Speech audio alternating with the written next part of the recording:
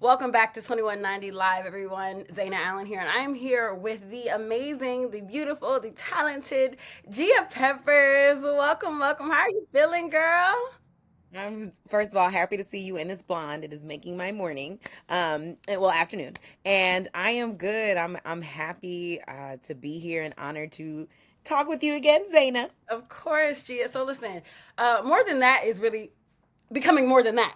Okay. Amen. So yes, yeah, Amen. yeah. So let's just talk about it. We see that more than that is now in Revolt as a video series now. Like, what was that transition like for you from a show that was an audio show for several seasons to now being on video? I'm sure, like, we already know you're a video girl. We know that, but like the transition of the show itself, like, what was that like for Yeah. you? Yeah, so I mean, what's awesome is that like I'm one of three executive producers, and Dentsu, when they brought this show to life, they always wanted it to be in a multi-platform, but the radio is what started the journey, and so we'll still be on radio, from what I understand. We'll see, but but I'm pretty sure we're still going to be on radio. But this opportunity came because when we started, we were in the middle of the pandemic, so there wasn't no going outside, wasn't no being on set, and there wasn't any like going to people's actual workspaces and seeing how they are doing the actual action of trying to make their community a better place. And so this opportunity came about. They pitched it to several places, and Revolt ended up picking it up and being our distribution partners. G Factor Films, they produced the video side of it. They came in, worked with Dentsu, and then I came in on the story. We got it together, and so it has been awesome.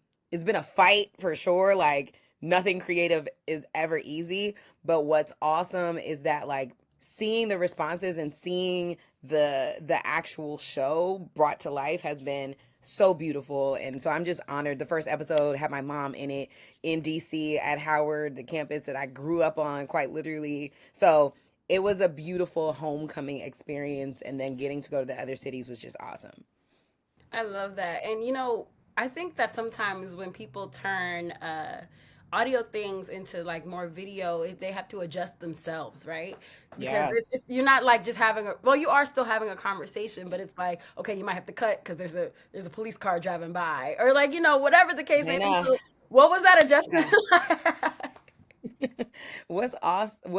So I my last 10 years in this business has been a lot of on camera. So it wasn't too much of an adjustment to me. It was actually more of an adjustment to like do things from home during the pandemic. So I felt so elated to get back in front of the camera because it had been forever that I had done that with that show in particular. And so with the reality of playing the not only a co-EP but talent, and helping with booking, helping with writing, helping with wardrobe, all the things, you just try your best to be present in whatever moment you're needed to be, but the elements gonna be the elements. So if there one like on the LA episode, we were at the Baldwin Hills Overlook, and there's a thing like I was like a NASCAR driver. I drove like the Buick up the hill, and I was so good at my driving. But the the dope part was like there was a camera following us in a different car, so I was really like getting my commercial on. But when a hiker was there or a bike was there, we had to move to the side. You just have to be very willing to be be in surrender to what's happening around you and just pick up where you're going. So if you are, hoping to be a TV talent, make sure you get outside and do some man on the street. Make sure you do whatever you need to do to realize that like you can't control what's going to happen on set. Even on a quiet set, somebody's phone might go off and then you got to redo your question. So just be ready to always be prepared and be in the moment, and know that mistakes will happen, and it's on you to bring back the moment as if nothing ever changed. For sure, for sure. And talking about being prepared, Gia, this has been, like you said, this has been your career path for years now. And, I think that we all go through everything, and there's lessons to learn with everything that we go through, with every situation, every circumstance that we've been in. And I want to know, like, within this time that you had more than that, from when it's first season to now, what have you learned Yeah. about yourself through this? Ooh, come on, Zayda, with the questions. I have learned that I'm not just going to say anything. I have to be a producer, because if I'm not, people would think that, you just put a script in front of me and I can say it. And as a talent, one of the first things that I knew was, um, watching other people make mistakes on camera and them blaming it on the producers. You learn, like, oh, producer's not going to get dragged if you say the wrong thing. You're going to get dragged, even if a producer is the person that told you to say it. So one of the biggest things I learned is that I have autonomy over what I'm going to say. If you hire Gia and you want to work with Gia and partner with Gia, Gia is going to be a part of it in many different forms. And so I learned that I am not shy about being like, no, and I'm gonna do it nicely. I'm like, hey, is there a way that we can say this? Or, ooh, that doesn't really sound like me. Or actually that fact, let's double check it. Do your research, stay on your toes, and do that. Also, I learned in the TV process that there is nothing better than seeing something come to life that you've been a part of since its, idea stages. It gives you so much confidence as a creative to see it come to life and to see it really, have its moment. And so I've gained more confidence in me and who I am. I feel more ready than ever. And it's bringing to light, me and my make it happen bag. So other things will be coming soon, but I'm really excited that, like, this was a start to finish, because so many times as creatives we get a million ideas and then we like, oh, it has been 3 years and I meant to finish that, but I have not. And now I'm just like, oh, okay, it's possible and you can do great things. And this has been proof of that. For sure, for sure. And you've been doing great things, girl. You know, Thank you. you my neck. Can you please take your foot off of it? Please take your foot off of it. Because like I need to breathe. And I'm just saying.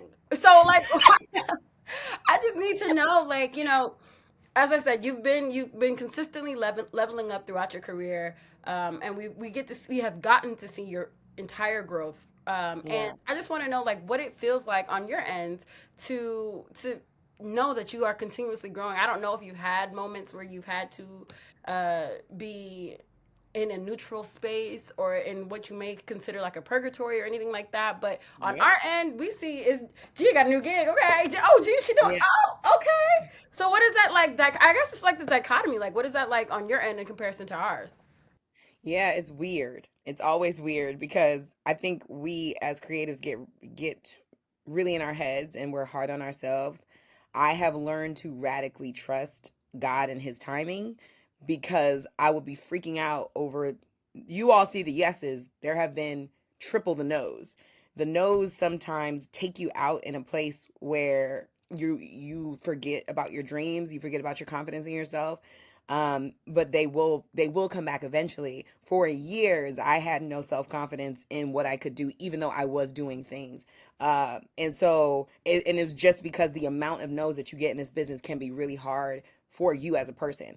It's different when you are a person like behind the scenes, and it's still as hurtful. But when people say no to you as a talent, you have to realize that it's not you as a person, it's you as whatever you bring. But it's hard because it's still all you.